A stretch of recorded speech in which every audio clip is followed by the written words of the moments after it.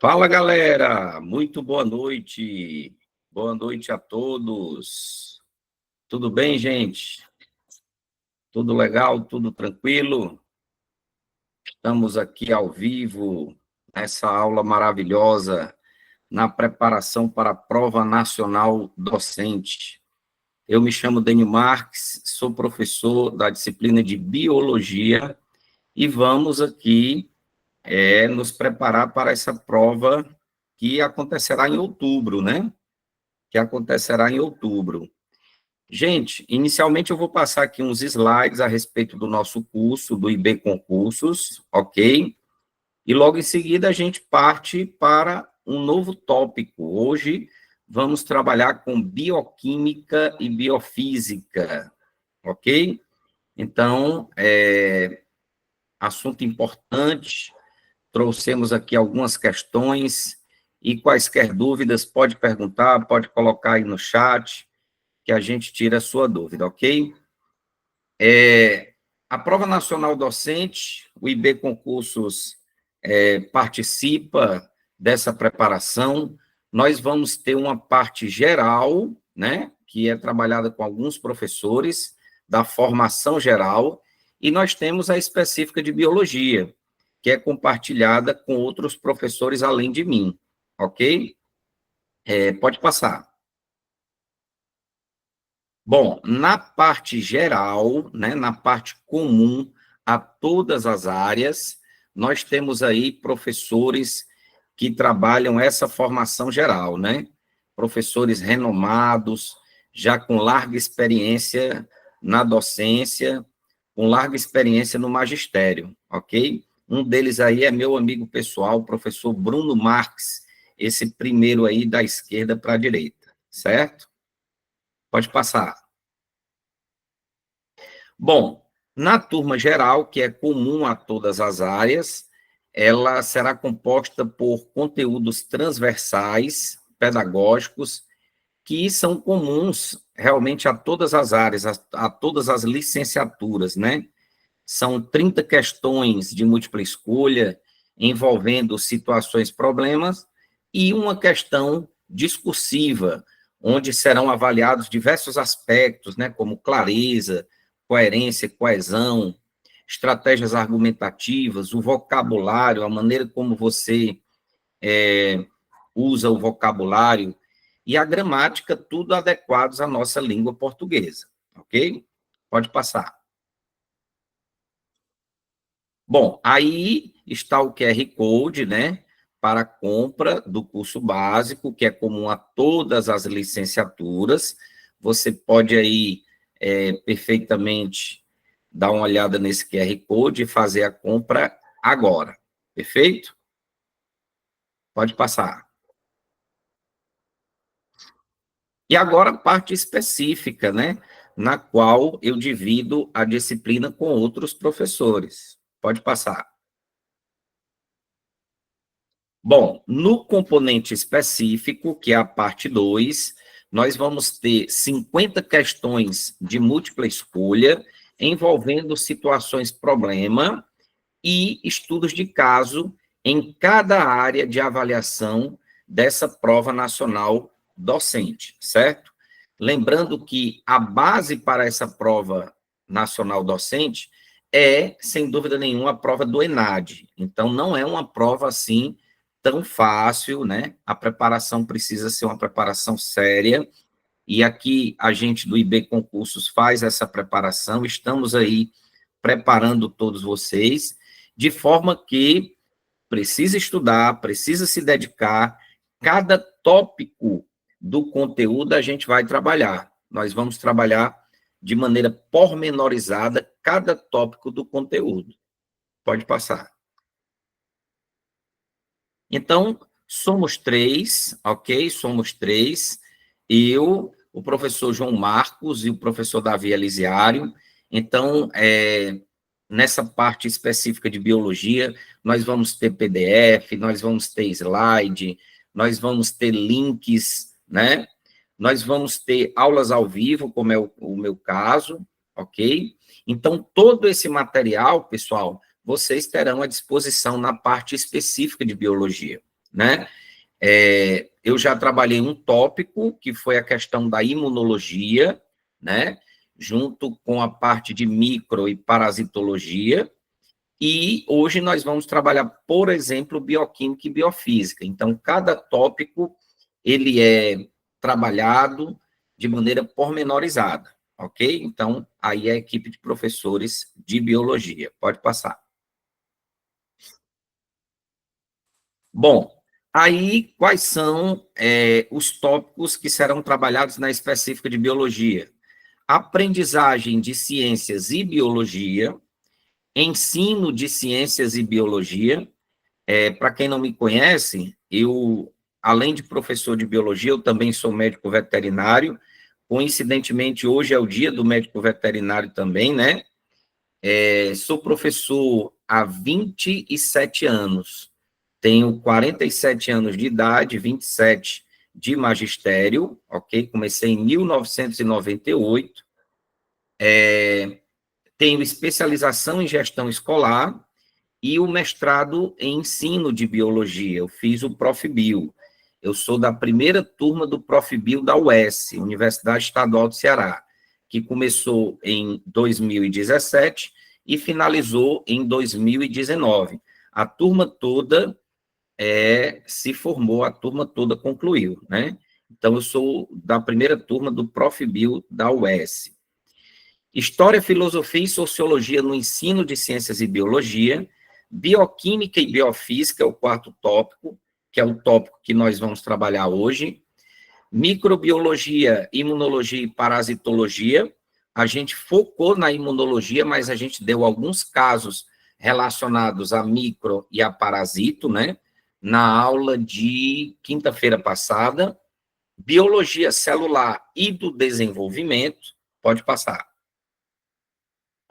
Genética e biotecnologia, evolução, zoologia, botânica, ecologia e biodiversidade, diversidade étnico-racial de gênero e inclusão no ensino de ciências e biologia, educação ambiental, ser humano e saúde, bioestatística, biogeografia e paleontologia. Pode passar.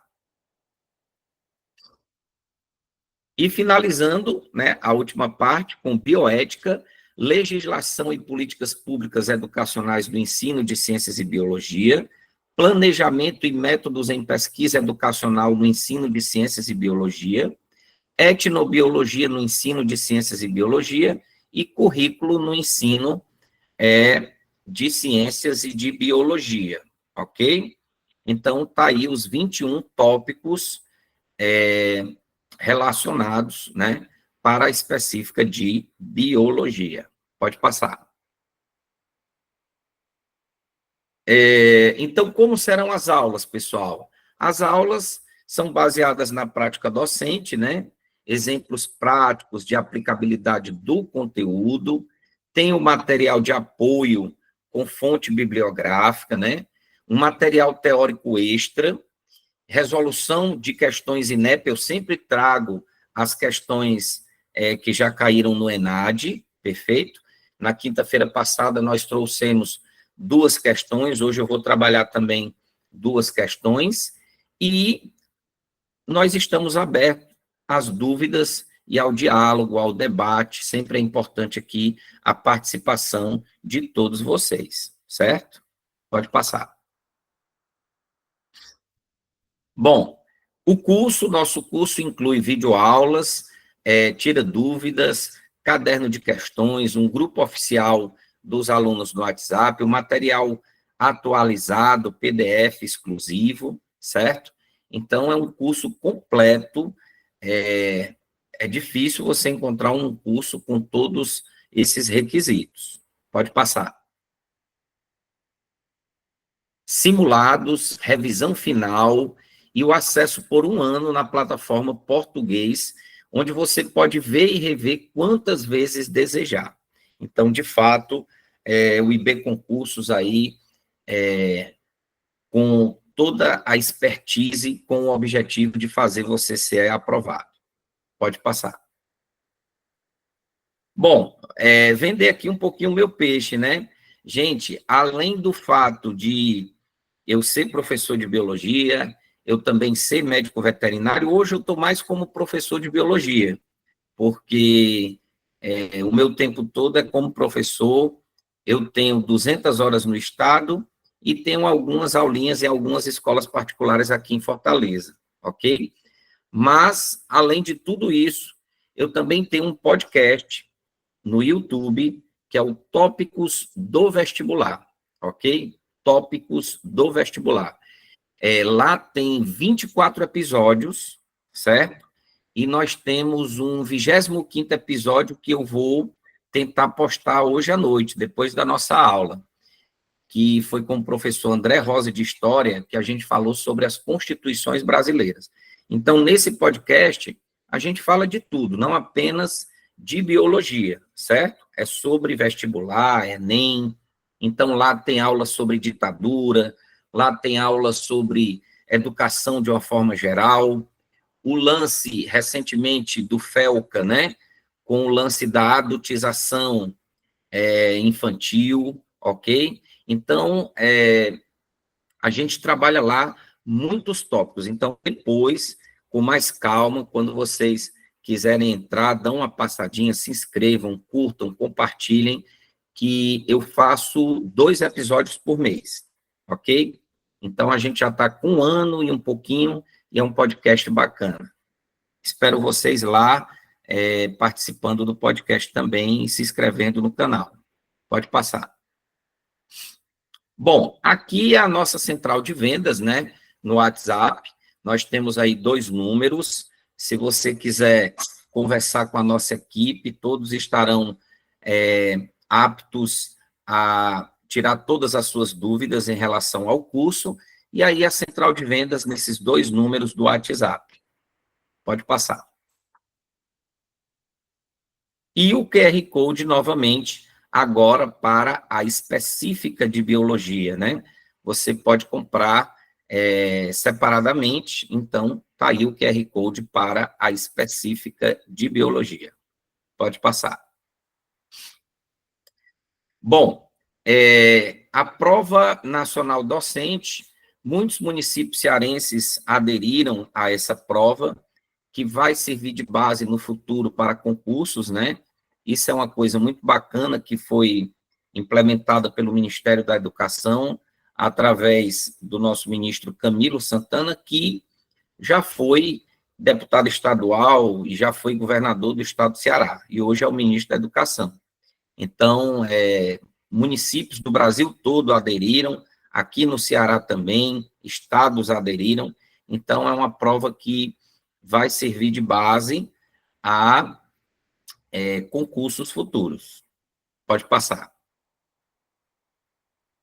E aqui, resultados, né? Resultados do IB Concursos, aprovações em 2025, primeiro lugar em Nova Olinda, segundo lugar em Nova Olinda, olha aí a galera aprovada, o sorriso no rosto, né? A possibilidade de fazer uma comprinha um pouquinho mais longa, né? A partir do momento que você passa no concurso, é bom demais, é bacana. Pode passar. Primeiro lugar em Pindoretama, aqui na região metropolitana de Fortaleza, né? Então, o IB Concursos fazendo história, fazendo pessoas que vão entrar no serviço público, honrar, né? Fazer jus ao que estudaram e honrar atendendo bem as pessoas. Isso é o concurso público, gente. Eu sou concursado desde 2010, eu passei no concurso de 2010, na época era pouquinho, eu estava até pensando em colocar 100 horas, mas acabei botando 200 horas, graças a Deus, porque com o passar dos anos melhorou. Me arrependo de não ter ficado na prefeitura, né? Porque eu ia ficar 200 horas no estado e 100 na prefeitura, mas, em compensação, a escola particular ela também tem outras vantagens, como o fato de o filho não pagar e tal, e isso pesou também na minha decisão. Mas não me arrependo em nenhum momento de ter assumido 200 horas no Estado, sou do Estado desde 2010. Foi perguntado aqui sobre o canal, né? É Tópicos do Vestibular, querida. Então, me parabenizando aqui a respeito do Dia do Veterinário, obrigado também. Muito obrigado. E o canal lá no YouTube, Tópicos do Vestibular, ok? Show, Érica. Pode passar. Então, venha para o IB Concursos e mude sua história, né? É bacana demais, pessoal. Quando você vê o seu nome no Diário Oficial, gente, não tem preço, não tem preço. Quando você vê seu nome no Diário Oficial, quando você faz as progressões, quando você ganha um precatório, né? No meu caso, eu não ganhei, que eu sou antes do precatório do Estado. Mas a galera aí que ganhou o precatório do Estado é uma grana pesada, é uma grana pesada. Tem conhecido meu aí que recebe 13, 15, 20 de parcela, né? 20K de parcela. Então, é uma coisa realmente, de fato, muito bacana, ok? Vamos começar a nossa aula? Vamos lá? Tudo tranquilo? Alguma consideração? Deixa eu colocar aqui nas mensagens. Tudo certo, Leonardo? Show. Vamos para frente. Deixa eu colocar aqui, primeiramente, o PowerPoint, né?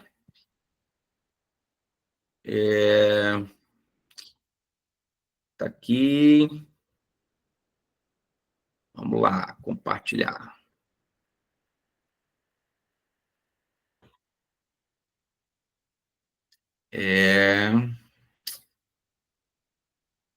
Vamos aqui.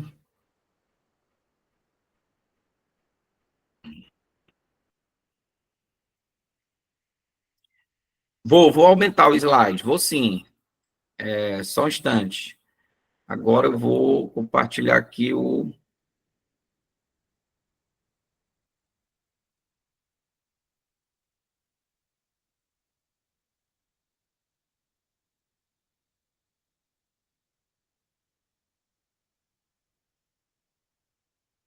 Vamos lá. E agora? Tá tranquilo, né? Show. Vamos nós. Deixa eu testar aqui a mesa digitalizadora.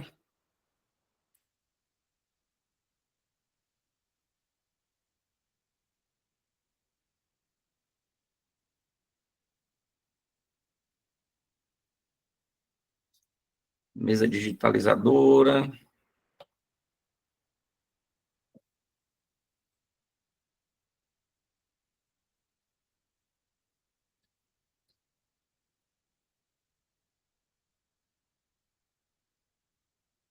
Deixa eu riscar aqui só um instante. Pronto, riscou. Tudo ok. Show de bola, pessoal. Então, vamos lá. Vamos aqui trabalhar o nosso conteúdo de hoje, bioquímica e biofísica, assunto importantíssimo aí na parte específica de biologia, ok? Quem quiser me seguir no Instagram, pessoal, o Instagram, denio.md, e novamente aí no YouTube, nosso podcast Tópicos do Vestibular, ok? Vamos nós.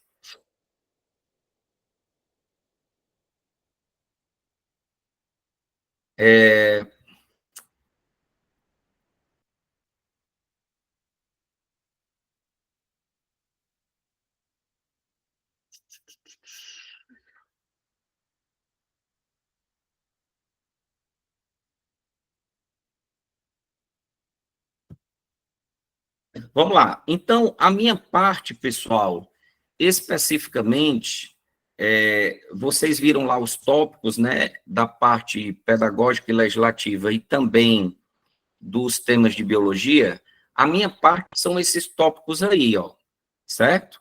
Aprendizagem de ciências e biologia, ensino de ciências e biologia História, Filosofia e Sociologia no ensino de Ciências e Biologia, diversidade étnico-racial, de gênero e inclusão no ensino de Ciências e Biologia, legislação e políticas públicas educacionais no ensino de Ciências e Biologia, e esses são os temas de biologia.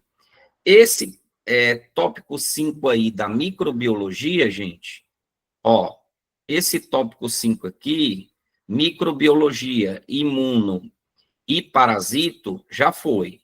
E hoje é aqui bioquímica e biofísica, certo? Então, vamos trabalhar esse conteúdo aqui de bioquímica e biofísica, ok? Só lembrando, gente, que é importante fazer questões. Então, pegar ENADs anteriores. Eu coloquei também um resumo sobre o assunto com algumas questões extras, umas questões só para esquentar, né? Eu passei aí para a equipe do IB Concursos e vocês vão verdadeiramente receber esse material. Eu creio que já esteja lá no grupo, né? Ok? Então, o que é que acontece? Nós temos aqui, pessoal, um assunto vasto, mas que até antes do concurso, verdadeiramente, nós vamos concluí-lo com tranquilidade. Vamos primeiro para os temas de biologia e depois para a parte pedagógica e legislativa, ok? Tranquilo? Bom, então vamos lá. Vamos conversar aqui.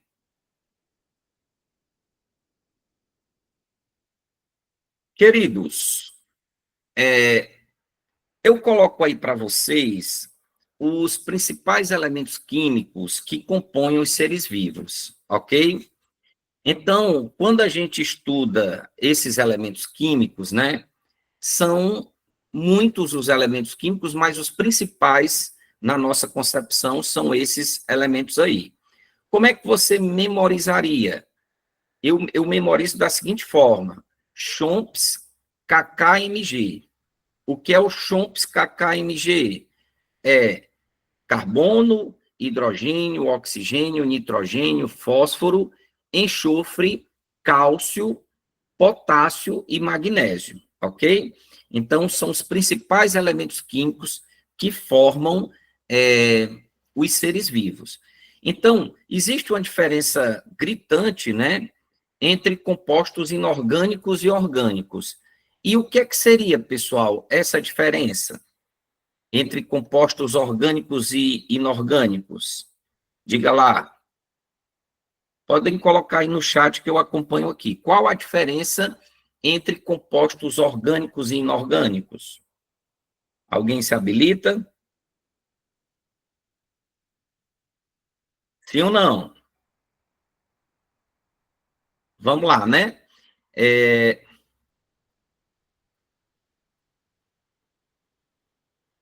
Vamos nós. Composto orgânico, pessoal, é aquele composto que tem o carbono formando cadeias carbonadas, né?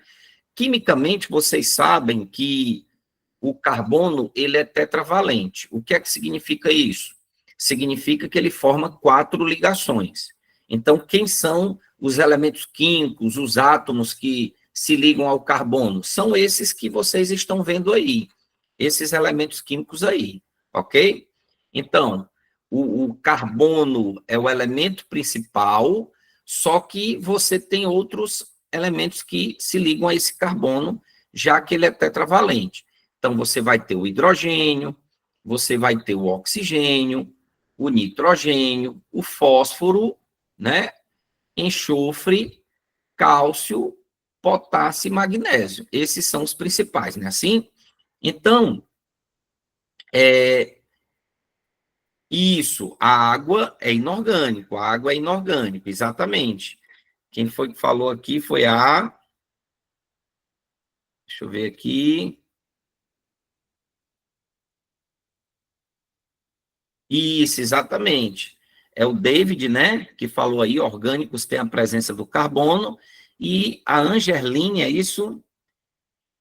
Exatamente, a água é um composto inorgânico. Então, nós vamos ter aqui, ó, 2 compostos inorgânicos, certo? Nós temos a água e nós temos os sais minerais, ok? E composto orgânico é aquele que tem o carbono formando cadeias carbonadas. Então, aqui você vai ter os carboidratos. Alguém me lembra aí como é que eu posso chamar os carboidratos? Os carboidratos também são chamados de quê? Alguém lembra? Nós temos o quê? Nós temos glicídios, ok? Glicídios, né? Ou açúcares, né? Assim, glicídios ou açúcares são os carboidratos ou hidratos de carbono, perfeito? Aí nós temos os lipídios, né? Muitos fazem parte do grupo de lipídios, certo? Vamos ter as ceras, vamos ter os óleos, as gorduras, os lipídios conjugados, os esteroides, os carotenoides são lipídios. Vamos ter também como composto orgânico as proteínas, que são consideradas macromoléculas, certo? Formadas por unidades menores, que são os aminoácidos. Então, vocês precisam lembrar perfeitamente que essas proteínas, elas são formadas pelos aminoácidos, né? Vou colocar só assim, ó, azinho, azinho, aminoácidos. Aí nós temos os ácidos nucleicos, que são formados por nucleotídeos, as unidades menores dos ácidos nucleicos, DNA e RNA, são os nucleotídeos, e nós temos as vitaminas, né? Que basicamente são divididas em hidrossolúveis e lipossolúveis. Professor, qual a diferença entre uma vitamina lipossolúvel e uma vitamina hidrossolúvel? É a sua solubilidade. A vitamina lipossolúvel, ela é solúvel em lipídio. Tem uma regrinha lá na química que diz semelhante dissolve semelhante. Perfeito? Semelhante dissolve semelhante. E a vitamina que é hidrossolúvel, ela é solúvel em água. Então, professor, quem são as vitaminas, por exemplo, que são lipossolúveis?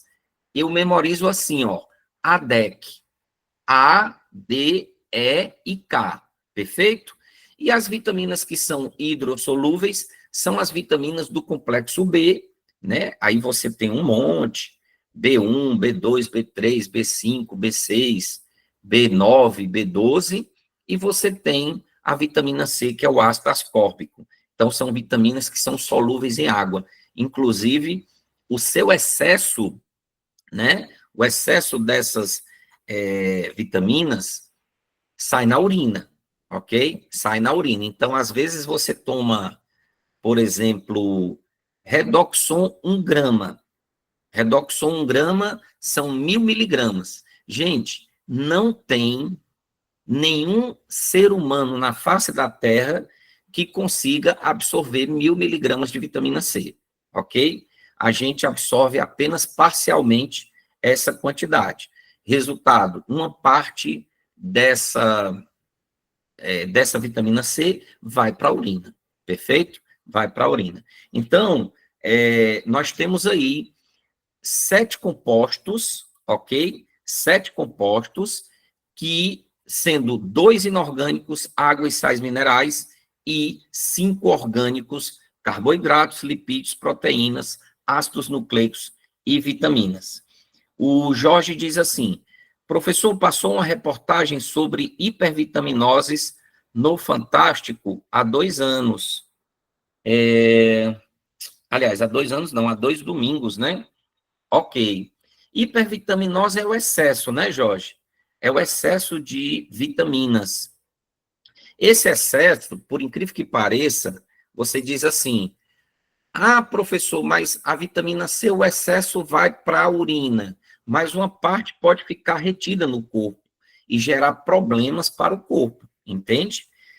Normalmente, você vai ter hipervitaminose mais das vitaminas lipossolúveis, mas se tomar vitamina hidrossolúvel em excesso, pode prejudicar também, porque gerar problemas futuros, né? Sobretudo relacionado a, por exemplo, cálculos renais, que são as famosas pedras nos rins, ok? Então, hipervitaminose é o excesso.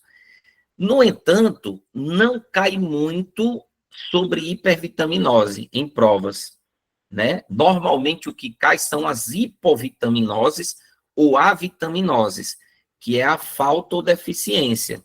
Então, a gente tem muitas situações em que temos a falta, a deficiência dessas vitaminas. Perfeito? Tranquilo, pessoal? Alguém tem alguma dúvida, alguma consideração? Show de bola. Vamos para frente. Que hoje é muito conteúdo, né? Hoje é muita coisa. Bom, vamos falar um pouquinho, pessoal, do primeiro composto inorgânico, que é a água, né? H2O, uma molécula que é formada por 3 átomos, sendo 2 de hidrogênio e 1 de oxigênio. Gente, como é a ligação, vocês estão vendo aí no slide, né? Como se chama a ligação entre duas moléculas de água? E aí, é a famosa ponte ou ligação de hidrogênio. Concorda comigo? É a ponte ou ligação de hidrogênio. Olha que massa. Vou colocar aqui do lado, ó.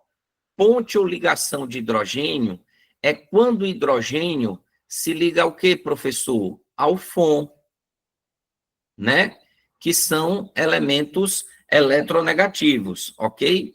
Então, quando o hidrogênio ele se liga ou ao flúor, ou ao oxigênio, ou ao nitrogênio, você tem uma ponte ou ligação de hidrogênio. Perfeito? No caso aí, ó, vocês estão vendo duas moléculas vizinhas de água, certo? E a ligação de hidrogênio está acontecendo entre quem? Entre o hidrogênio de uma molécula, que é essa molécula da direita, certo? Ó, ela acontece entre o hidrogênio dessa molécula e o oxigênio da molécula vizinha. Então, é esse tipo de ligação que ocorre entre as moléculas de água, gente, ó. É essa ligação aqui, que é a ligação de hidrogênio. Perfeito? Só lembrando que a molécula da água é uma molécula polar, né? E ela é angular. Esse ângulo interno aqui tem 100 e poucos graus, né, quimicamente falando, e é uma molécula extremamente importante, pessoal, para a vida, né? As reações químicas, elas só ocorrem na presença da água. A água, ela tem uma importância muito grande. Hoje, por exemplo, eu estava dando uma aula sobre ecologia, falando sobre os ecossistemas aquáticos, ok? Então, existem os ecossistemas ducícolas, que são os ecossistemas de água doce, e o talassociclo, que é o ecossistema marinho, né? A água do mar. Então, da importância que a água tem, gente, ela é, assim, uma importância inimaginável, né? Porque tanto na formação lá das moléculas orgânicas, quanto na quebra, existe a participação de quem? Da água. Existe a participação da água. Alguém aqui poderia me dar um exemplo da importância dessa água? Como é que vocês exemplificariam a importância da água para a vida das espécies? E aí? Quem se habilita? Não? Então vamos lá, ó. Gente, nós temos 2 tipos de reações que eu gostaria que vocês lembrassem. Vou colocar bem aqui, ó. Aliás, eu vou abrir aqui, acho que eu vou abrir aqui uma lousa. Vamos lá. Nós temos aqui 2 tipos de reações, ok? 2 tipos de reações. eu vou ter uma reação de formação,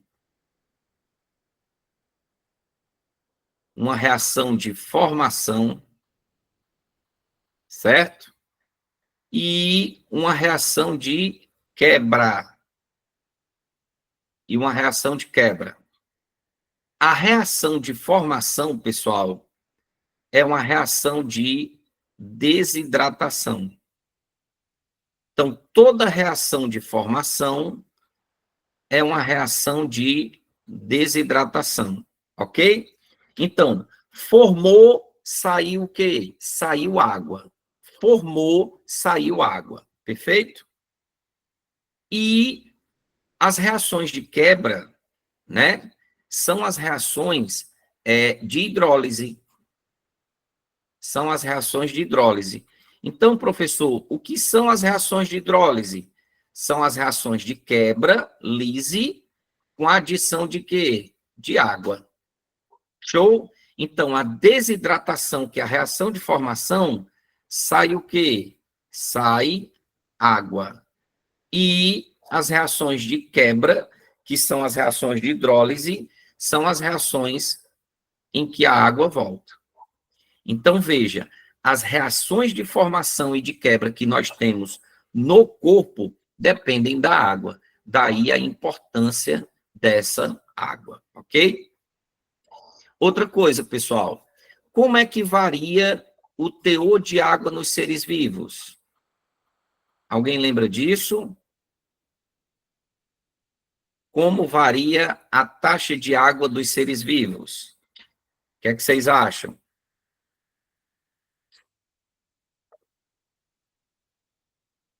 Vamos lá. Ó, o teor de água dos seres vivos, gente, ele varia, né? A taxa de água dos seres vivos varia de acordo com alguns critérios, perfeito? Então, eu vou colocar aqui o primeiro critério, espécie. Dependendo da espécie, você vai ter mais ou menos água. Então, por exemplo, o ser humano, ele tem mais ou menos 2/3 do teu corpo é de água, né? Agora, a água viva, que é a medusa, né? Que é um quinidário, é um selenterado, tem mais de 90% de água, ok? Então, assim, dependendo da espécie, você vai ter uma quantidade de água maior ou menor, perfeito? Outro critério é a questão do metabolismo, pessoal. E eu vou colocar assim, ó, quanto maior o metabolismo,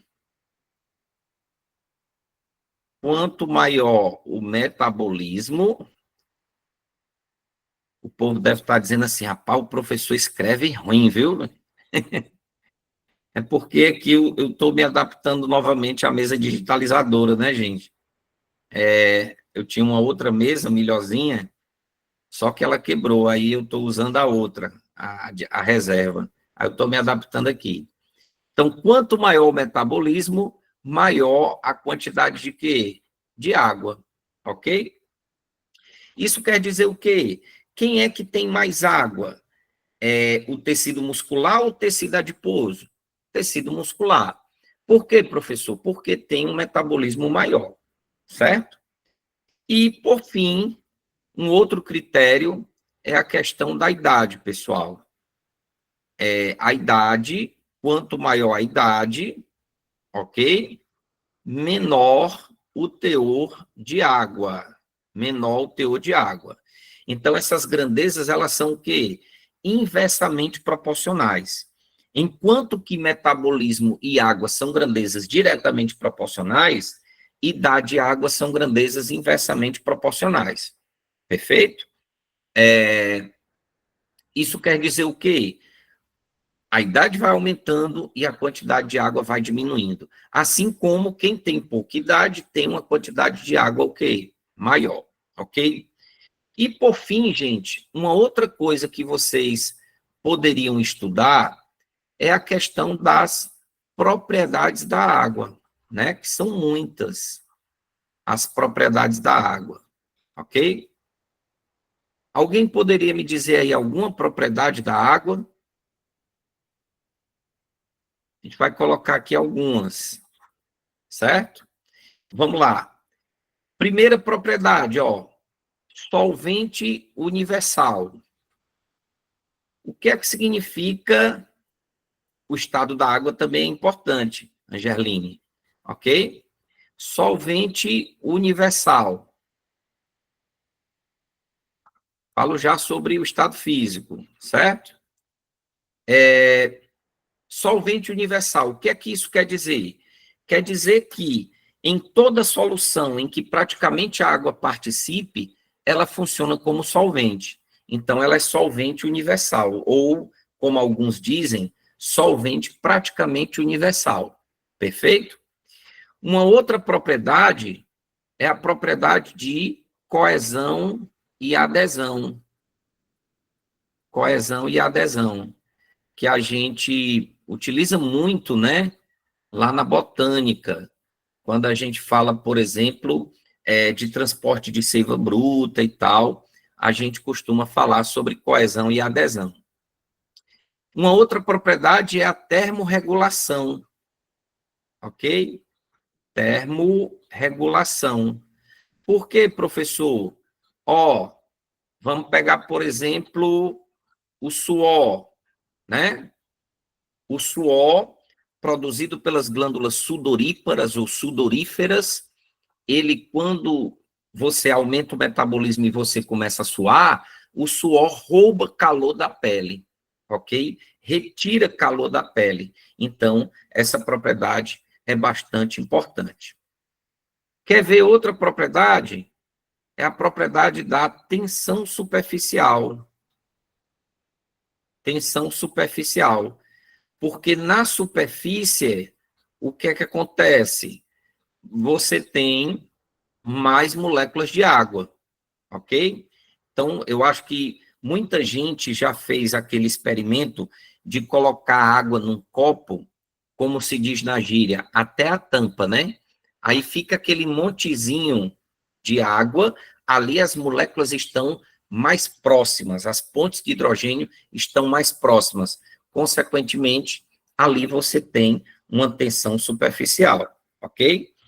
E uma outra propriedade muito importante, gente, é o alto calor específico.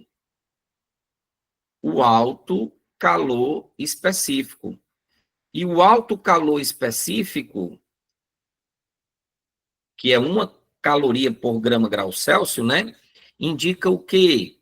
Indica que a água, ela demora para esquentar e demora para esfriar.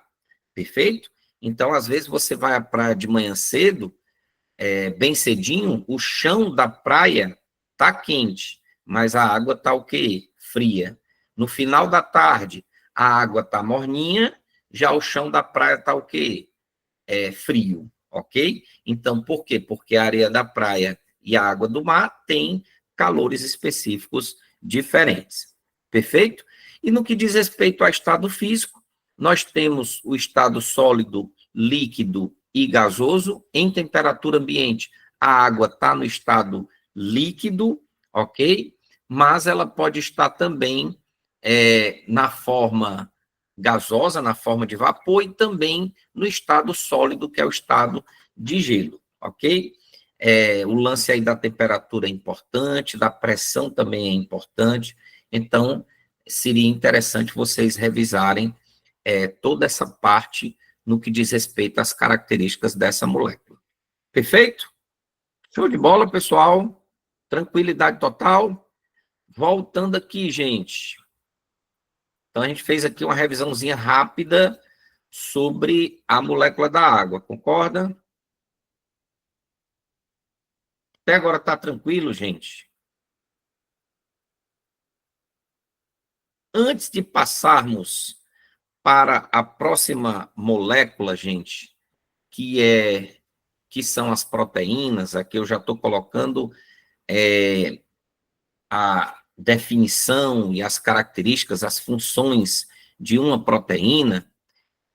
Vamos falar um pouquinho da outra substância inorgânica, que são os sais minerais, perfeito? Então, vamos falar aqui sobre os sais minerais. Sais minerais, certo? Vamos lá, eu vou falar aqui em alguns, ok? E a gente vai debatendo, discutindo aqui sobre esses sais minerais. Nós temos, pessoal, uma quantidade bastante significativa desses sais. Esses sais, eles podem estar ionizados ou imobilizados no órgão, ok? Se eles estiverem ionizados, eles podem estar carregados positivamente, aí seriam cátions, ou negativamente seriam ânions, ok? Então, ó, eu vou colocando aqui alguns que são importantes. Você tem o sódio, você tem o potássio, você tem o fósforo, você tem o ferro, que mais? Você tem o iodo, o cloro, o magnésio, ok? Manganês, e assim vai, né? Etc. Gente, cada sal mineral desse tem uma importância. Se você pegar, por exemplo, o ferro, né? O ferro, alguém lembra para mim aí o ferro? Qual a molécula em que o ferro está, pessoal? Por exemplo, no nosso corpo, qual a molécula que o ferro está? Alguém lembra disso? Perfeito, Jorge. Hemoglobina, perfeito, Jorge. Ok? Então, o ferro, ele faz parte de uma molécula que é uma proteína conjugada, que é a hemoglobina, que a gente aqui vai abreviar de HB. Essa proteína conjugada, pessoal, ela é uma proteína quaternária, certo? É uma proteína, a estrutura dela, a arquitetura dela, ela é quaternária, perfeito? Ela é uma proteína. Por que ela é conjugada? Porque ela tem um radical M, que é um radical de ferro, né? Ela tem 4 cadeias, são 2 alfa e 2 beta, e em cada cadeia você tem lá o ferro, ok? Então, existem pessoas que se alimentam pouco de alimentos que são ricos em ferro, consequentemente, vão ter um tipo de anemia conhecido como anemia ferropriva. Às vezes, até, pessoal,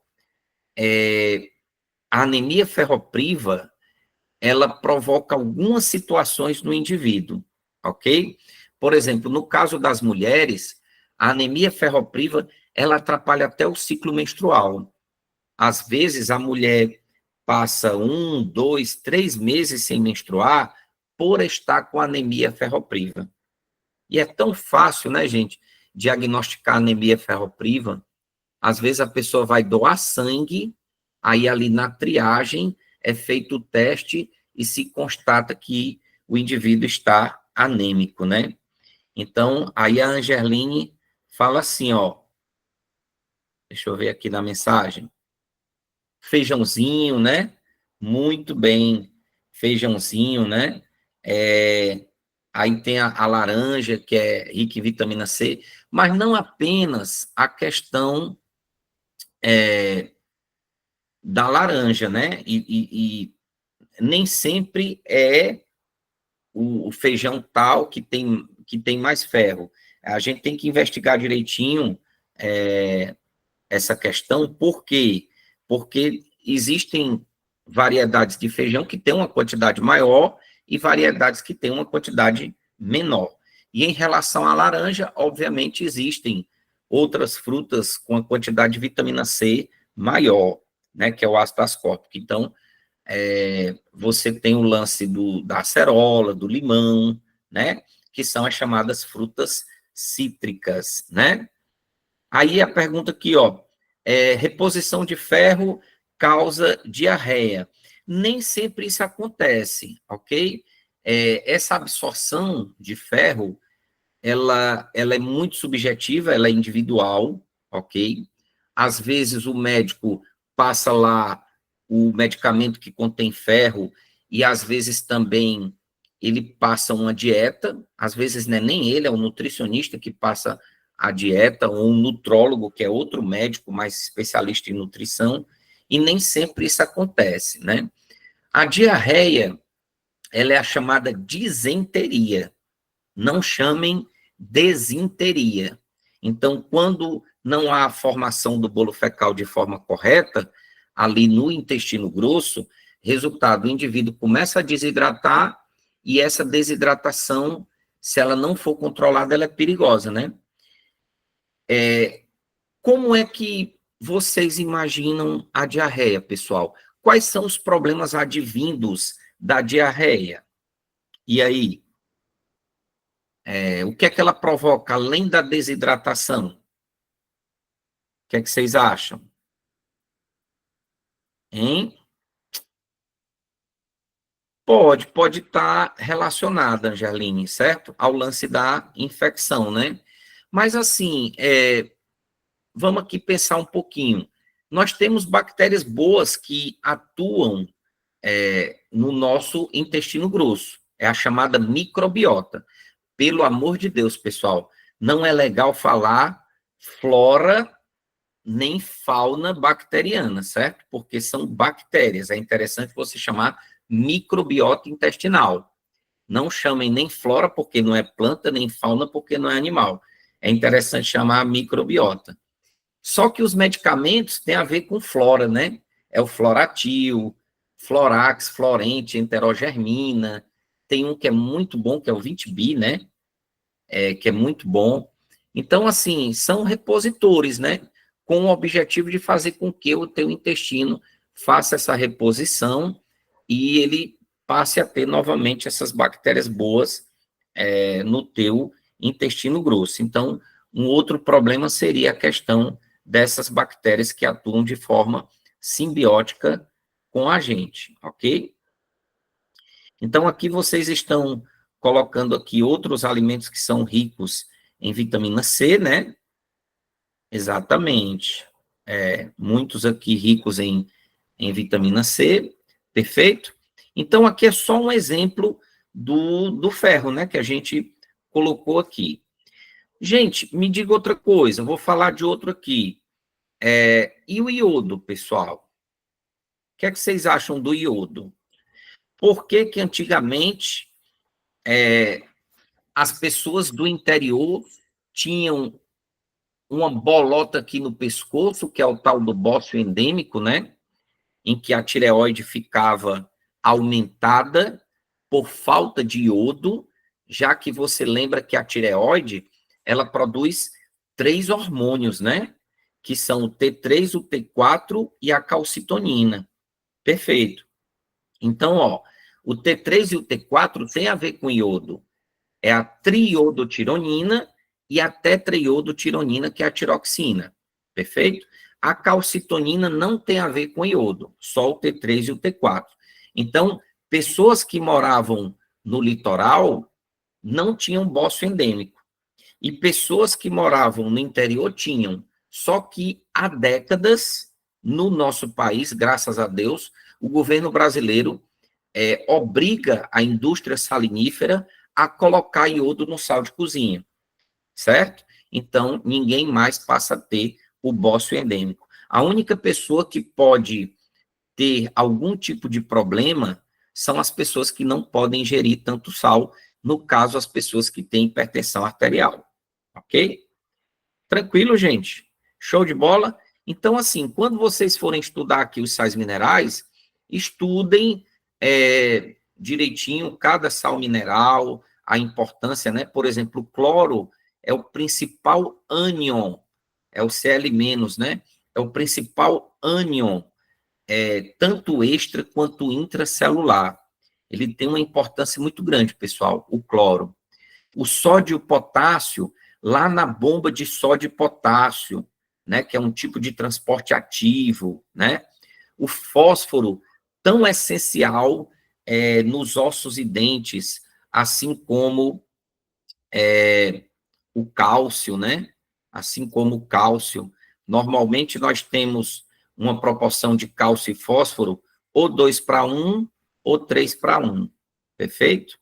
Nos indivíduos, nos animais de uma forma geral. Aí vem o magnésio, o manganês e assim sucessivamente, pessoal.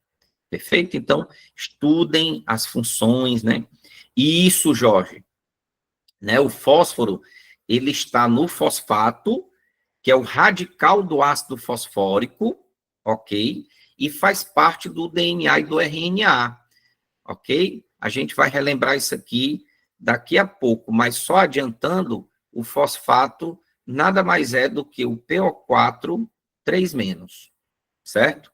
Esse é o fosfato, que é o radical do ácido fosfórico, que faz parte não apenas dos nucleotídeos de DNA e RNA, mas também faz parte da molécula energética, pessoal, que é o ATP, exatamente, que é o ATP, perfeito, que é a adenosina trifosfato ou trifosfato de adenosina, ok? Show de bola, vamos para frente. Vamos agora, gente, vamos trabalhar aqui, pessoal, a primeira substância orgânica, que são as proteínas, perfeito? São as proteínas. Então, eu coloco aqui que as proteínas, elas são macromoléculas formadas por unidades menores, que são os aminoácidos, perfeito? E o que é que seria, gente, a diferença entre aminoácidos essenciais e naturais? E aí, o que é um aminoácido essencial e o que é um aminoácido natural? Alguém sabe? Aminoácido essencial, aminoácido natural. Então, vamos lá. O aminoácido... Isso, Jorge, perfeito. Os aminoácidos essenciais a gente tem que buscar na alimentação. Já que a gente não produz o próprio alimento, nós somos heterótrofos por ingestão. Nós, animais, somos heterótrofos por ingestão. É diferente dos fungos, que são heterótrofos por absorção. Perfeito? Enquanto que os aminoácidos naturais é o que o nosso corpo produz, certo? Agora entenda, um aminoácido que é natural para mim pode não ser para o cachorro, pode não ser para o gato, ok? E por que que essa classificação, ela não essa diferença entre essenciais e naturais, ela não é interessante para os seres que são autótrofos, pessoal? E aí, por que que eu não posso fazer essa classificação essenciais e naturais para os autótrofos, e sim só para os heterótrofos? Hein? Porque os autótrofos, eles produzem o próprio alimento. Então, eles já produzem tudo, seja através da fotossíntese, seja através da quimiossíntese, perfeito? Então, ó, a proteína, gente, é a segunda substância mais abundante nos seres vivos. Ela só perde para quem? Para a água. A água é primeiro lugar, substância inorgânica. E a proteína, segundo lugar, substância orgânica. Então, às vezes, a prova diz assim: a proteína é a segunda substância mais abundante dos seres vivos. Verdadeiro. A proteína é a substância mais abundante, é a substância orgânica mais abundante nos seres vivos. Verdadeiro também, porque ele falou orgânica. Então, você tem que prestar atenção nisso aí, ok?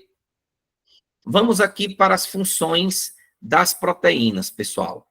Toda vida que você pensar em proteína, pensa na função plástica, na função formadora, na função estrutural, perfeito? Então, pense na função plástica, também conhecida como formadora ou estrutural, que é essa primeira função aqui. Só que as proteínas têm uma outra função muito importante, que é a função biocatalisadora. Quem é o tipo de proteína que tem essa função biocatalisadora? Alguém lembra? Alguém aí está lembrado do tipo de proteína que tem essa função biocatalisadora? São quem? São as enzimas, né, pessoal? São as enzimas, ok? Que tem essa função biocatalisadora.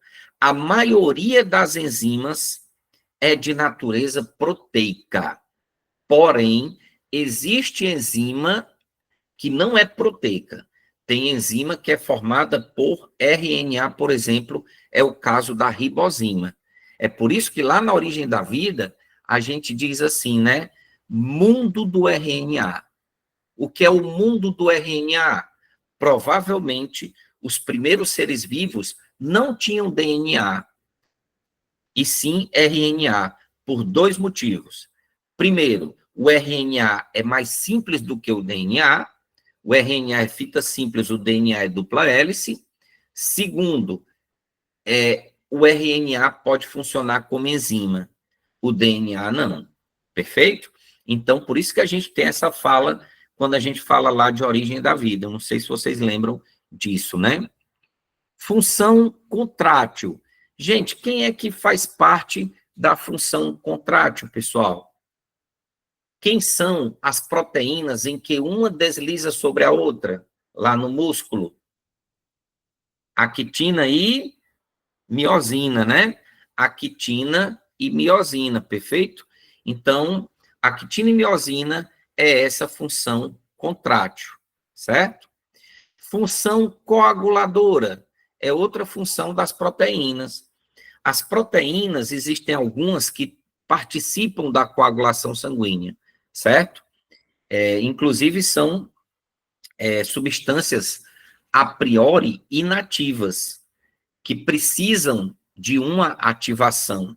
É o caso, por exemplo, da protrombina, que vai se transformar em trombina a partir da tromboplastina, correto? E o fibrinogênio, que vai se transformar em fibrina a partir da trombina. Então, essas proteínas participam lá da cascata de reações da coagulação sanguínea. Perfeito? Show de bola, pessoal. Até aqui alguma dúvida, alguma pergunta? Tudo tranquilo? Eu estou gostando da participação de vocês, mas pode participar mais, pode perguntar mais, ok? Função impermeabilizante, gente. Tem proteína que tem essa função também, impermeabilizante. Por exemplo, como se chama a proteína que está na pele e nos anexos da pele, que são os fâneros da pele? Alguém lembra como é o nome dessa proteína? Alguém está lembrado? É essa daqui, né, ó, que é a ratina, né? Queratina. O nosso tecido epitelial da pele, que a gente chama de epiderme, ok? É um tecido que é estratificado, né? Ou seja, tem várias camadas, inclusive a epiderme ela tem 4 subcamadas, perfeito? De fora para dentro você tem córnea, granulosa, espinhosa e basal. É um epitélio pavimentoso, porque tem células achatadas, e queratinizado, ou seja, tem essa proteína impermeabilizante, que é a queratina. Não confundir, pessoal, pelo amor de Deus, com quem? Com quitina, certo? Quitina não é proteína. Quitina é o que, professor? Quitina é um polissacarídeo, certo? É um polissacarídeo, é um carboidrato de alto peso molecular. A quitina, ela está no mesmo grupo do amido, do glicogênio, da celulose e do ácido hialurônico, perfeito? Então, quitina é polissacarídeo, é carboidrato de alto peso molecular, queratina é proteína, perfeito? Que mais que a gente pode falar aqui? Função de defesa, pessoal. Quem são as proteínas que Tem a ver... Opa, perfeito, Angeline, olha aí. Na aula passada a gente falou sobre isso, né? São os anticorpos. Muita gente pensa, pessoal, que anticorpo é célula. Anticorpo não é célula. O anticorpo que é produzido pelo nosso sistema imune, que vai atacar especificamente os antígenos, né? O anticorpo, ele é proteína. Ele é a tal da imunoglobulina, que você abrevia assim, ó, IGs, né? Então, você tem várias imunoglobulinas, várias, ok? A IgA, IgD, IgE, IgG e IgM. São as imunoglobulinas, né, os anticorpos que são produzidos no nosso corpo, ok? Função hormonal.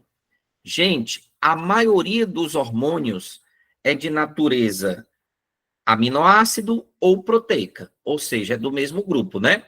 De natureza proteica. Isso, Angeline. Aí você tem lá esse hormônio que você citou aí, que é a insulina, que é produzida pelas células beta das ilhotas pancreáticas, antigamente chamadas de ilhotas de Langerhans, ok? Você sabe que nomes de cientistas, nomes de pessoas está em desuso, né? E essa nomenclatura mudou e está mudando, né? Eu acho que a gente fez o comentário na última aula. Se não fez, estamos fazendo agora. Então, muitos termos de nomes de pessoas estão mudando. Então, as antigas ilhotas de Langerhans são as ilhotas pancreáticas, e a insulina, ela é produzida nas células beta. E o glucagon também é de natureza proteica, é produzido pelas células alfa. Mas, quem são, pessoal, os hormônios que não são de natureza proteica? Eles seriam de natureza o quê? Se eles não são de natureza proteica, o que é que vocês acham? Alguém aí se habilita? Hã? Se eles não são de natureza proteica, eles são de natureza lipídica, certo? São os tais dos esteroides, perfeito? Então, essa função hormonal é uma função importante em que a maioria dos hormônios é de natureza proteica. E, por fim, a função de transporte é a hemoglobina, né? Você sabe que a hemoglobina, ela pode transportar O2 ou CO2.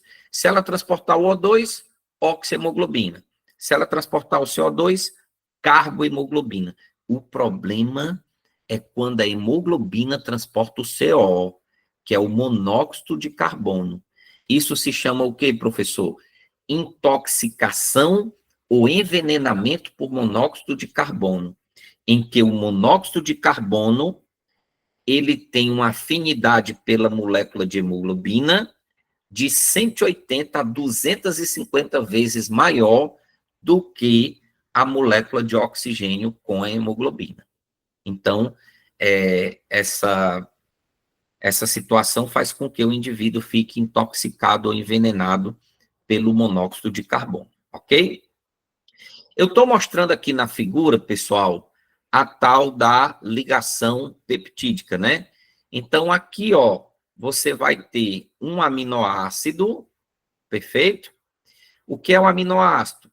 Você tem esse carbono aqui, que é o carbono central, é o carbono alfa, né? O carbono, você sabe que ele é tetravalente, então ele se liga a um hidrogênio, a um radical amina, NH2, e um radical ácido, C-O-OH. E aqui é o radical R, que diferencia os 20 tipos de aminoácidos. O que é, professor? Uma ligação peptídica.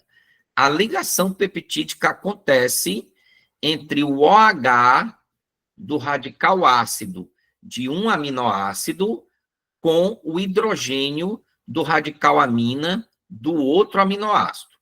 Então, falei hoje, né? Reação de desidratação é reação de formação. Então, toda vida que forma sai água. Gente, como é que você faria isso na hora de uma prova?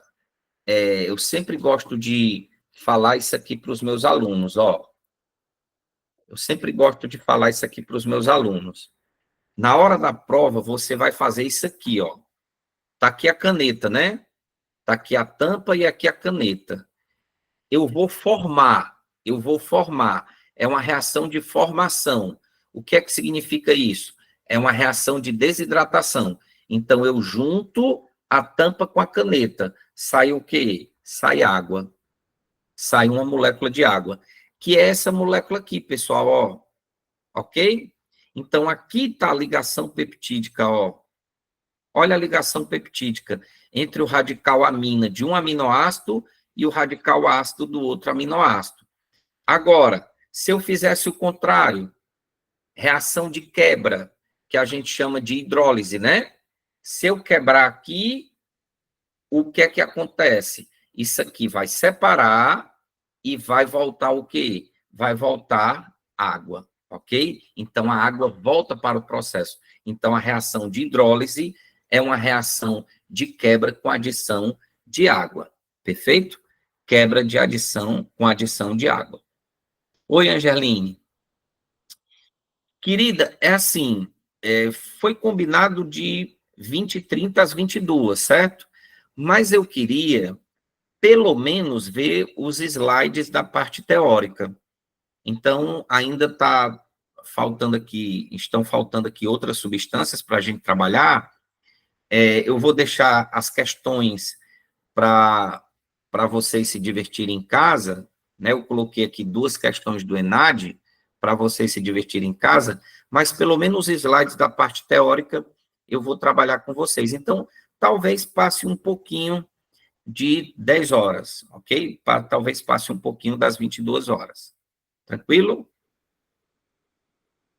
Alguma dúvida, gente? Show? Tranquilo, mas vai ficar gravado, viu? Vai ficar gravado, aí você vê o finalzinho da aula, perfeito? Eu acho que eles vão colocar na plataforma, no grupo, né? Certo?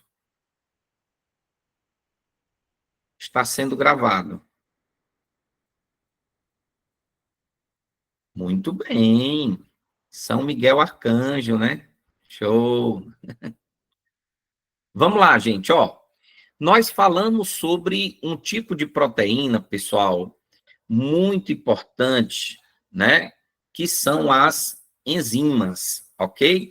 São as enzimas. E as enzimas são biocatalisadores específicos que se ligam aos substratos, né? A cada enzima você tem o seu substrato. Vou dizer uma coisa aqui que talvez vocês já saibam, mas é interessante a gente atualizar o grupo, ok? Então, vamos lá. Oi, Marcilene. Bom, aí você entra em contato com a galera do IB para saber onde foi que eles colocaram, tá bom? Eu acho que eles vão colocar no grupo ou no YouTube, né? Então, depois perguntem à equipe do IB que dá certo. Saber onde foi gravado, perfeito? Na plataforma, né? Pronto, na plataforma. Olha aí. Show. Então, vamos lá. Enzimas, a função das enzimas é a função, pessoal, biocatalisadora. Professor, o que é que significa isso? Função biocatalisadora. Um biocatalisador é um catalisador biológico. Professor, e o que é um catalisador? É aquela substância que aumenta a velocidade da reação, diminuindo a energia de ativação. Professor, o que é isso? Aumenta a velocidade da reação, diminuindo a energia de ativação. Gente, energia de ativação é a energia inicial para a reação ocorrer. Perfeito? Então, o que é que a enzima faz? Ela aumenta a velocidade da reação e diminui essa energia inicial para a reação ocorrer. A gente vai já ver o gráfico aí que tem no slide. perfeito? Outra coisa importante, a enzima, ela não é consumida durante a reação que catalisa. Olha que massa. Então, ela pode ser o quê? Reutilizada, perfeito? Então, vamos supor que lá no laboratório você tem uma reação X que, para ocorrer, ela necessita de alta temperatura. Mas você lendo sobre essa reação, se você joga um catalisador, o catalisador acelera a reação, diminuindo a energia de ativação, que é a energia inicial para a reação ocorrer. Então, muitas vezes essa reação ocorre em temperatura ambiente. Perfeito? Então, essa é a função biocatalisadora e é isso que as enzimas fazem, essa função biocatalisadora. Sabemos que a enzima se liga especificamente ao seu substrato. Então, esse encaixe, digamos assim, perfeito, é o tal do modelo chave-fechadura. Só, pessoal, que eu não sei se vocês lembram, mas esse modelo chave-fechadura, ele não é tão energeticamente interessante. Então, é preciso lembrar que, além do modelo chave-fechadura, existe o modelo o quê, professor? Encaixe induzido.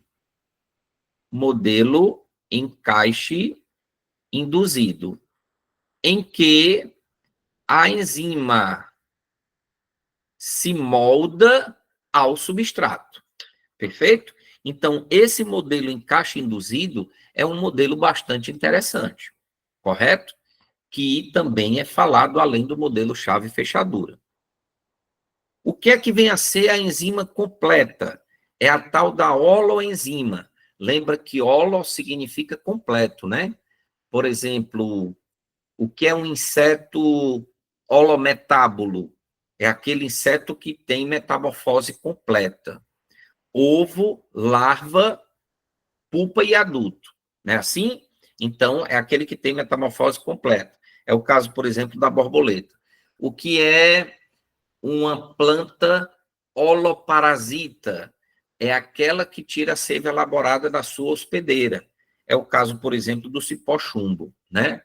Então, o que é lá na embriologia? O que é uma segmentação ou clivagem holoblástica? Ela é completa. Então, holo significa completo. Então, para que a enzima seja completa, há necessidade de haver a reação entre a apoenzima, né, com a coenzima ou cofator. Geralmente, a coenzima é orgânica e o cofator inorgânico, perfeito? Então, quando há essa reação, você tem a enzima completa, que é a holoenzima. Quais são os fatores que afetam a velocidade da atividade enzimática? Temperatura, pH e concentração do substrato. São os principais fatores que afetam essa atividade enzimática. Eu vou dar aqui, pessoal, um exemplo e eu queria que vocês participassem, certo? Qual o pH da boca, pessoal? Alguém lembra? pH da atividade bucal. É um pH ácido, neutro ou básico alcalino? Alguém lembra disso aí? Lá da fisiologia do sistema digestório. É um pH o quê? Neutro, né? pH neutro, 7. Já o pH do estômago, gente, é um pH ácido, ok? É um pH em torno de 2. Enquanto que o pH do duodeno, que é a primeira porção do intestino delgado, são os 25 centímetros iniciais do intestino delgado, é em torno de 7,8 a 8,5, ou seja, é levemente básico ou alcalino. Gente, as enzimas que atuam no duodeno, por exemplo, são enzimas do suco pancreático e do suco entérico. A gente estuda em torno de 10 enzimas, né? 5 do suco pancreático, 5 do suco entérico, elas só atuam direitinho com pH ótimo, que é levemente básico alcalino. Lembra quem ajudou a fazer esse pH levemente básico alcalino para o alimento no duodeno, que você chama de quilo? Foi o bicarbonato de sódio, ok? Então, o que é que acontece? Se o pH do duodeno tiver diferente, a enzima não vai funcionar direito, pessoal. Ela vai funcionar menos. Por quê? Porque haverá menos reações, ok? Então, haverá aí uma situação de funcionamento não tão interessante quando você tem um pH diferente daquele em que a enzima atue, né? E esse gráfico aqui mostra no eixo vertical aqui energia, no eixo horizontal a coordenada da reação, e aqui você vê uma reação sem enzima, que necessita de alta energia de ativação, e uma reação com enzima, em que você tem uma energia de ativação menor, né? Que é a energia inicial para a reação ocorrer. Perfeito? Então, de fato, as reações que ocorrem com enzima são reações interessantíssimas, né? Porque a velocidade da reação aumenta, porque ela diminui a energia inicial para a reação ocorrer. Perfeito? Bom, dito isto, vamos para a próxima substância orgânica. Gente, agora estamos diante dos carboidratos, né? Que nós chamamos de hidratos de carbono ou açúcares, ok? Hidratos de carbono ou açúcares, né?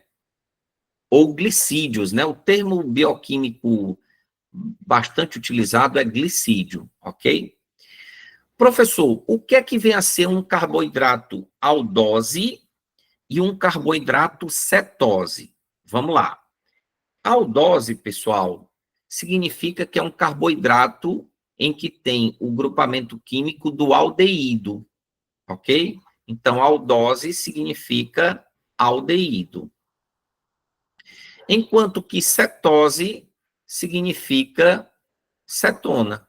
É aquele carboidrato que tem o grupamento químico da cetona, ok?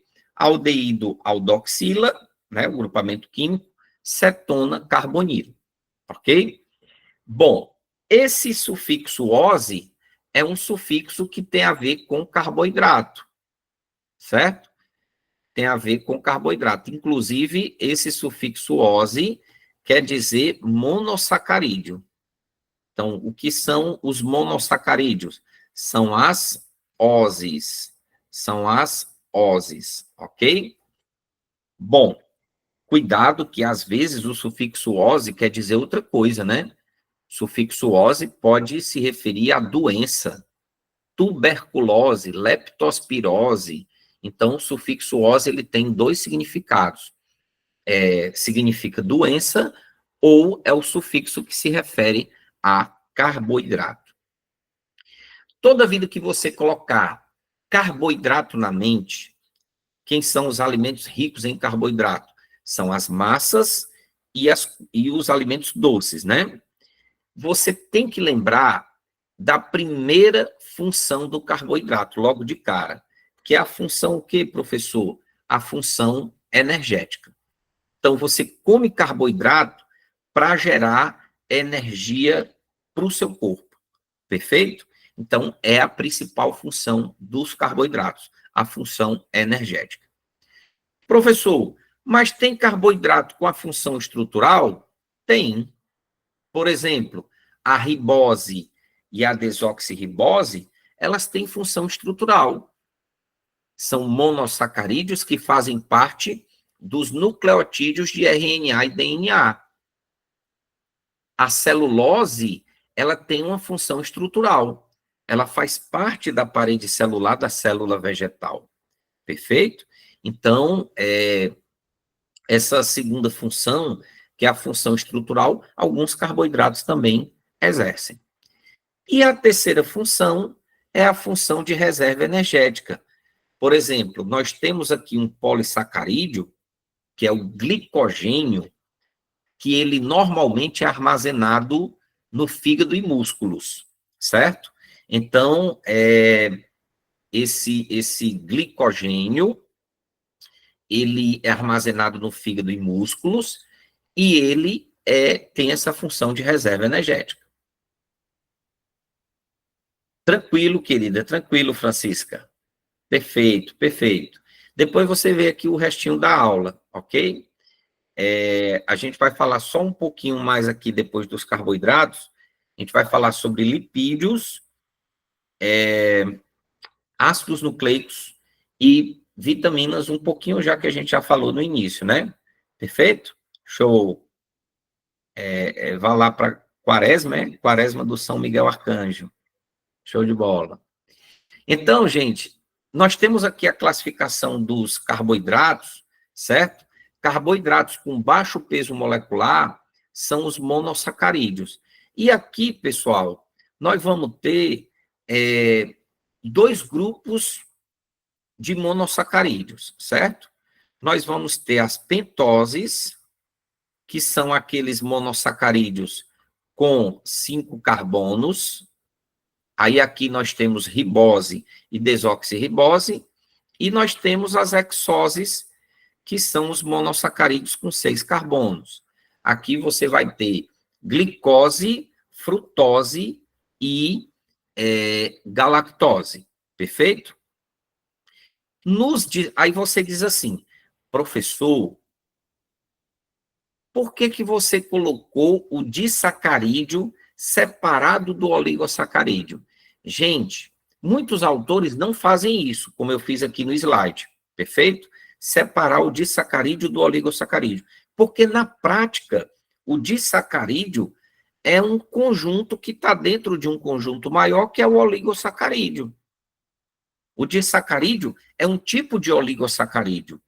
Só que dos oligosacarídeos, os mais importantes são os disacarídeos, que no caso são quem?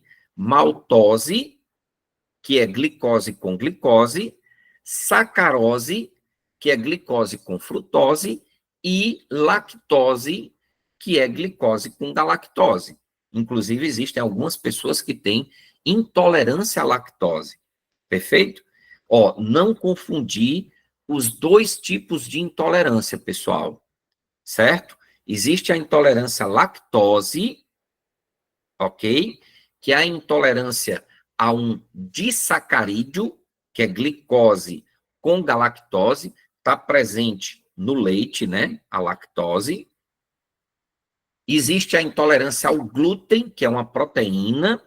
As pessoas que têm intolerância ao glúten são pessoas celíacas, certo? Que têm dificuldade de absorção lá nas microvilosidades do intestino delgado, nas porções jejum do íleo, ok? E tem o tal do APLV, que é a alergia à proteína do leite de vaca. É outra coisa. Então, veja, eu falei aqui para vocês, 2 tipos de intolerância, um a carboidrato e uma a proteína, e uma alergia à proteína, que é a APLV, que é a alergia à proteína do leite de vaca. Oi, Marcilene. Ele tem essa alergia, querida? Entendi. APLV, exato. Alergia à proteína do leite de vaca, ok? É outra coisa, né? O que é que vem a ser uma alergia? É uma hipersensibilidade, ok? Normalmente é uma hipersensibilidade do tipo 1, né? Tem a ver com a imunoglobulina do tipo E, ok? E o grande problema da alergia é quando você está naquela crise aguda, né? Da alergia, em que o olho incha, pode dar edema de glote, é perigoso, pode asfixiar, a pessoa fica vermelha, fica com coceira, que é o prurido, né? Então, é uma situação realmente bastante complicada. Eu, particularmente, eu tenho alguns tipos de alergia, pessoal. Quando eu fiz aquele teste dos furinhos no braço ou nas costas, né? Eu tenho uma quantidade um pouquinho maior do que o normal, sabe? Inclusive, tem um tipo de inseto que eu tenho bastante alergia, que é o tal do borrachudo. O borrachudo, né? Que é aquele mosquitinho pretinho, né? Quando ele me pica, a ferida ela fica bastante inchada, bastante edemaciada, né? Então eu não posso coçar, senão ela realmente fere bastante, ok? E os polissacarídeos são os carboidratos de alto peso molecular, perfeito? Nós temos o amido, que é reserva energética dos vegetais. O amido, ele é formado pela alfa-amilose e pela amilopectina, né? Cadeia normal e cadeia ramificada.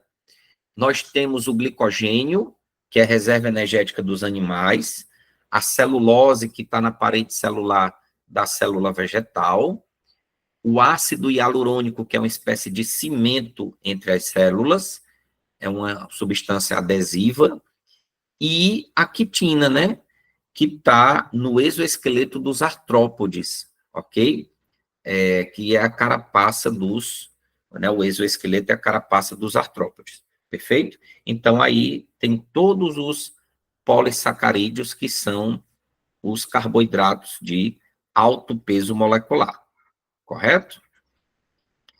Bom, vamos agora para os lipídios.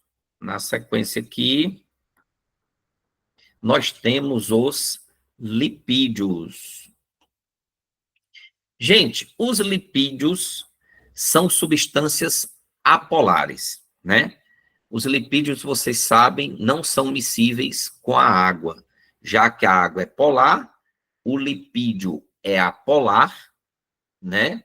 E tem aquela regrinha da química, semelhante dissolve semelhante. Como não são semelhantes, resultado, eles não são miscíveis, ok? O lipídio, pessoal, é um éster. Professor, e quimicamente o que é um éster? Éster é a junção de ácido graxo, que é um ácido carboxílico, com álcool, que tem o grupamento químico hidroxila ou oxidrila, perfeito? Então, o lipídio é um éster de ácido graxo com álcool, né? Insolúvel em água, porém solúvel em solventes orgânicos. Quando você lembrar do lipídio, você tem que lembrar dessa primeira função, que é a função de reserva energética, perfeito? Reserva energética. Inclusive, eu vou colocar aqui uma sigla, pessoal, uma abreviação de o que o nosso corpo utiliza na sequência, né? Desde a primeira substância até a última substância, perfeito? Então, o nosso corpo, gente, ele segue essa sequência aqui, ó. Carboidrato, carboidrato, lipídio, proteína. Como assim, professor? Vamos lá, vamos raciocinar aqui. O nosso corpo utiliza primeiro o carboidrato, que é a glicose, né? Oxida a glicose. Faz lá a respiração celular aeróbia. O outro carboidrato, aqui, ó, o primeiro carboidrato é glicose. O segundo carboidrato aqui é a reserva energética que a gente acabou de ver, que é o glicogênio, ok? Que é um polissacarídeo. Acabou o glicogênio, o nosso corpo lança mão do lipídio, certo? O lipídio é em terceiro lugar. É o tecido adiposo que está debaixo da pele. Está especificamente na hipoderme. É o que a gente chama de tela subcutânea. E, por fim, o nosso corpo lança mão das proteínas, que é o próprio músculo. Então, como é que a pessoa emagrece? Primeiro, o organismo lança mão da glicose, aí vai para o glicogênio, sobretudo quando a gente está em jejum, né? Que é um polissacarídeo, e depois vai para o lipídio e só depois é que vai para a proteína. O ideal é que você não chegue na proteína, certo? Que você emagreça perdendo apenas o tecido adiposo, né? Só que Existe lipídio com função estrutural, é o caso, por exemplo, das ceras, né? É o caso, por exemplo, as ceras também são impermeabilizantes, mas aqui um outro lipídio estrutural, nós temos um lipídio conjugado, que são os fosfolipídios da membrana plasmática, né? A bicamada fosfolipídica da membrana. Temos lipídio com função hormonal, são os esteroides. O lipídio em si é um isolante elétrico e térmico. Como se chama, gente?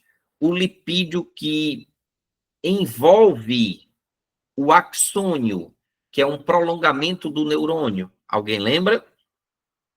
Como se chama o lipídio que envolve o axônio, que é um prolongamento do neurônio? Alguém lembra disso aí? É a chamada bainha de mielina, né? Essa mielina, pessoal, ela é produzida pelos gliócitos, que são as células da glia ou neuróglia. Por exemplo, os oligodendrócitos, eles produzem mielina no sistema nervoso central, enquanto que as células de Schwann produzem a mielina no sistema nervoso periférico, ok? Então, é um isolante elétrico e térmico. Neurônios mielinizados transmitem um impulso nervoso mais rápido, não é isso? Outra função é a proteção contra impactos, perfeito? Já que esse tecido adiposo protege contra pancadas, impermeabilizante eu já falei, e o lance da absorção dos nutrientes.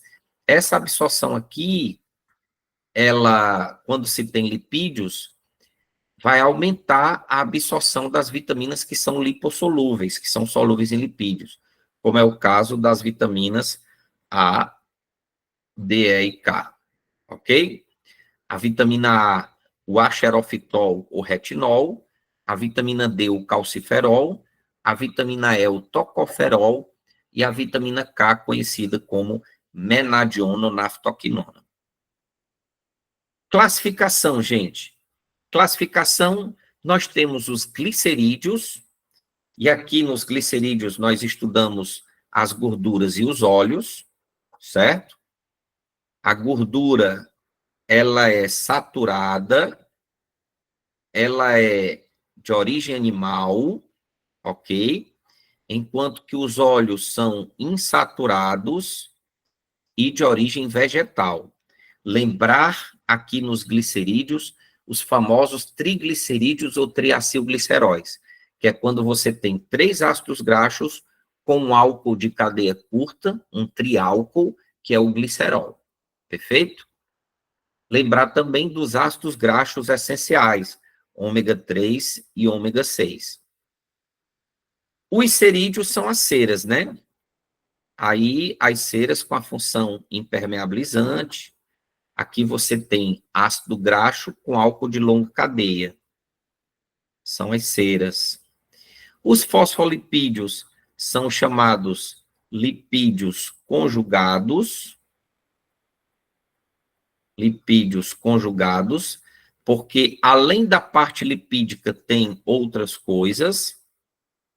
Os esteroides, aqui nós estudamos hormônios, como os hormônios sexuais, né? Testosterona, progesterona, estrógeno, os adrenocorticoides, os sais biliares, né? O precursor é o tal do colesterol. Lembra que HDL e LDL são lipoproteínas, né? HDL é a lipoproteína de alta densidade, ok? É o chamado colesterol bom, ok? Enquanto que o LDL é o ruim, né? De densidade baixa, certo? Normalmente o HDL leva o excesso de gordura para ser metabolizado, enquanto que o LDL leva esse excesso de gordura, esse triglicerídeo, para as paredes internas dos vasos, provocando problemas como, por exemplo, os ateromas e uma doença conhecida como aterosclerose. E os carotenoides, nós temos o beta-caroteno, e esse beta-caroteno, ele vai ser precursor, inclusive, de vitaminas, né? Está relacionado à vitamina A. Então, os vegetais que são alaranjados, amarelados, avermelhados, eles têm uma quantidade maior de beta-caroteno. Perfeito? Então, tá aí os lipídios. Correto? Bom, dando continuidade,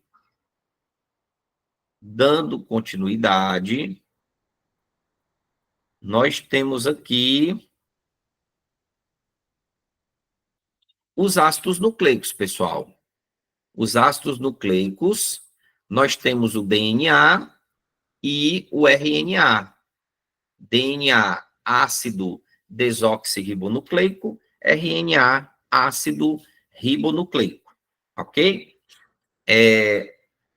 Esses ácidos nucleicos, eles são formados por unidades menores, que são os nucleotídeos, certo? Então, eles possuem informações genéticas. As nossas informações genéticas estão contidas nessas moléculas. Lembra que o DNA é uma dupla hélice, enquanto que o RNA é fita simples. Nós vamos ter 3 tipos de RNA: o RNA mensageiro, o ribossômico e o RNA transportador solúvel. E as unidades que formam aqui os ácidos nucleicos, que são os nucleotídeos, basicamente, nós temos 2 grandes diferenças. A pentose, o açúcar, que no caso do nucleotídeo de RNA é a ribose, enquanto no nucleotídeo de DNA é a desoxirribose. Em termos de bases nitrogenadas, aqui no RNA você vai ter a presença da uracila, não tem timina, enquanto que no DNA tem timina e não tem uracila. E a terceira diferença seria a molécula em si, que uma é dupla hélice e a outra é fita simples, ok? Daqui a pouco a gente vai responder aqui essa pergunta. Inclusive, eu acho que eu esqueci de responder a pergunta lá nas proteínas. Deixa eu voltar lá nas proteínas e responder lá a pergunta que foi feita. E depois eu volto para cá para os ácidos nucleicos, certo? É rapidinho. Ó.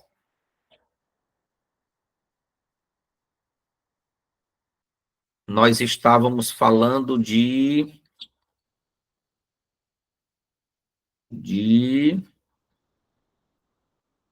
proteínas. Pronto, ó.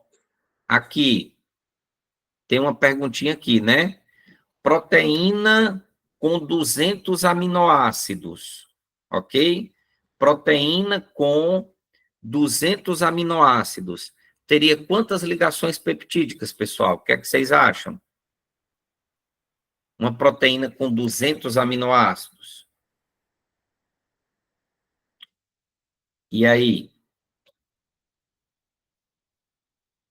O que é que vocês acham? Vamos raciocinar.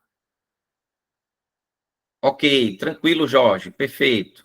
Estamos já acabando, mas perfeito, tranquilo. Então, ó, proteína com 200 aminoácidos. Gente, se eu tenho uma ligação peptídica entre 2 aminoácidos, o que é que acontece? Entre 3 aminoácidos, eu vou ter 2 ligações peptídicas. Entre 4 aminoácidos, 3 ligações peptídicas. Então, se eu tenho uma proteína com 200 aminoácidos, eu vou ter 199 ligações peptídicas. Por quê? Porque saíram 199 moléculas de água. Concorda? Agora, vamos aqui para outra pergunta. Só que agora nos ácidos nucleicos. Certo? Vamos aqui para os ácidos nucleicos. Aqui nos ácidos nucleicos, o que é que acontece? Você sabe que na molécula de DNA, a adenina se liga com a timina e a citosina se liga com a guanina, não é assim? Adenina com timina, você tem 2 pontes de hidrogênio, citosina com guanina, você tem 3 pontes de hidrogênio. Vamos colocar isso na molécula de DNA. Ó, vamos supor aqui uma molécula de DNA, perfeito? Uma molécula de DNA, que é uma molécula dupla hélice, certo? Aí, ó, adenina se liga com timina por 2 pontos de hidrogênio, citosina se liga com guanina por 3 pontos de hidrogênio, perfeito? O que é que a questão diz? A questão diz, pedaço de DNA com 20 adeninas e 30 guaninas, quantas pontes de hidrogênio? Vamos lá. Eu tenho 20 adeninas e 30 guaninas. Quantas pontes de hidrogênio, né? Ora, pessoal, se eu tenho 20 adeninas, é porque eu vou ter 20 timinas. Perfeito? Então, entre adenina e timina são 2 pontes de hidrogênio. Então, 20 vezes 2 dá quanto? 40 pontes de hidrogênio. Aí, ó, se eu tenho 30 guaninas, é porque eu vou ter 30 citosinas. Entre citosina e guanina são 3 pontos de hidrogênio. Então, vai dar 30 vezes 3, que é quanto? 90. Aí, pessoal, é só somar, ok? Somando aqui, ó.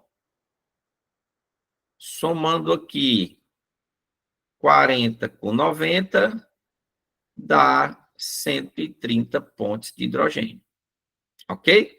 Então, o total é de 130 pontos de hidrogênio. Perfeito, pessoal? Gente, alguém tem alguma dúvida? Alguém tem alguma pergunta, alguma consideração? Tudo tranquilo, gente? Tudo perfeito? Tudo jóia? Galera, a gente aqui já estourou o nosso tempo, né? Estava marcado para terminar às 10 horas. A Érica diz assim, professor, poderia deixar o seu contato no final da aula? Será para um outro professor? Certo, ok, show. Vou colocar aqui, certo? Vou colocar aqui, deixa eu abrir aqui, ó.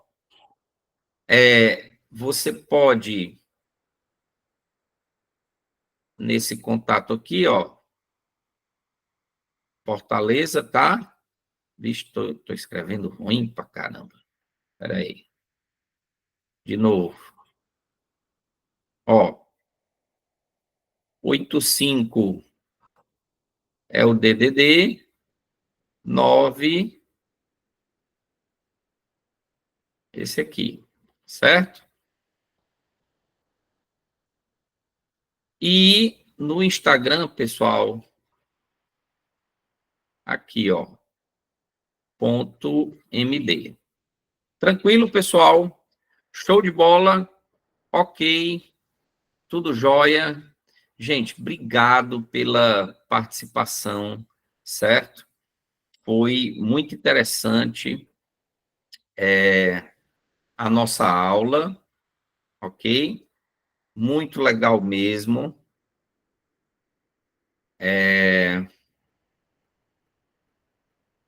Tudo tranquilo. Gostei da participação de vocês, ok? E nós vamos nos encontrar quinta-feira, ok? Só que no horário mais cedo. Eu creio que 7h30, 19h30. Perfeito? Tranquilo, gente? Obrigado por tudo. Fiquem com Deus, estudem.